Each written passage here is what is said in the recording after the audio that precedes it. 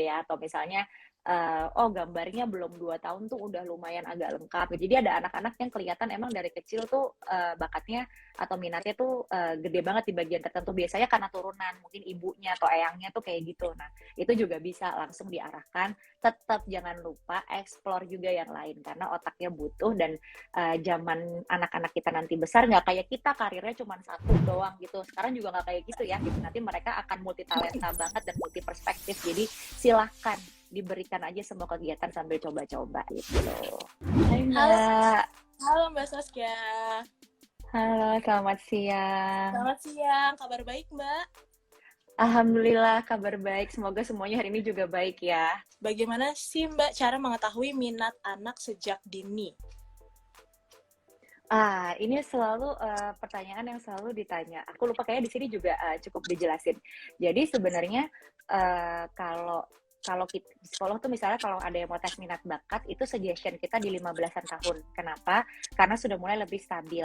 Tapi minat anak dari kecil itu, tapi bukan berarti, kita karena 15 tahun terus kita nggak ngapa-ngapain gitu ya. Dan, Ya, dari kecil itu sebenarnya tugas fokusnya bukan kayak mengerucutkan dia minat ke satu hal, tapi dieksplor aja semua kegiatan yang macam-macam itu, kayak dari musik, olahraga, terus pelajaran, semuanya dieksplor. Kenapa? Karena otak tuh butuh semua stimulus, biar nanti mereka yang menyeleksi sambil kita lihat, oh anaknya senang kegiatan yang kayak apa gitu. Nah itu, karena, jadi tujuannya kalau misalkan kita kenal minat dari kecil itu bukan untuk jadiin dia profesional di situ, tapi lebih ke, nyobain. Dan, kemudian cara tahu minatnya gimana, misalnya kita bisa lihat anak itu paling lama, paling bisa tahan sama kegiatan yang model kayak apa gitu. Kayak kalau anak aku dia gerak terus ya. Jadi dia kalau yang bergerak, loncat apa tuh dia seneng banget gitu. That's why aku coba masukin dia gitu latihan taekwondo atau gymnas segala macam karena sesuai nih sama kemauan dia dan terbukti lumayan lah 6 bulan lebih gitu. Jadi kalau nyoba juga jangan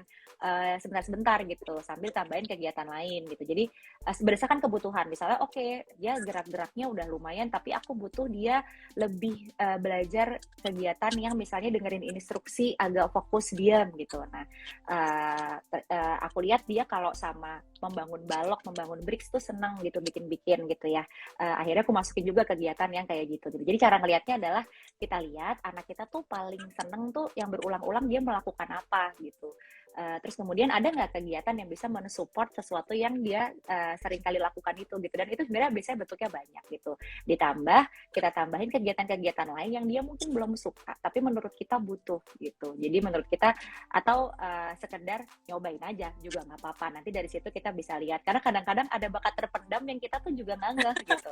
Tapi iya, memang ada ini Mbak Maria, ada anak-anak yang kalau dia bakat banget sama satu hal tertentu dari kecil gitu ya, jadi kelihatan banget. Misalnya belum setahun, kalau nyanyi tuh nadanya udah bener gitu ya, atau misalnya, oh gambarnya belum 2 tahun tuh udah lumayan agak lengkap. Jadi ada anak-anak yang kelihatan emang dari kecil tuh, bakatnya atau minatnya tuh, gede banget di bagian tertentu, biasanya karena turunan, mungkin ibunya atau eyangnya tuh kayak gitu. Nah, itu juga bisa langsung diarahkan, tetap jangan lupa explore juga yang lain, karena otaknya butuh dan zaman anak-anak kita nanti besar nggak kayak kita karirnya cuma satu doang gitu, sekarang juga nggak kayak gitu ya gitu, nanti mereka akan multi talenta banget dan multi perspektif, jadi silahkan diberikan aja semua kegiatan sambil coba-coba gitu.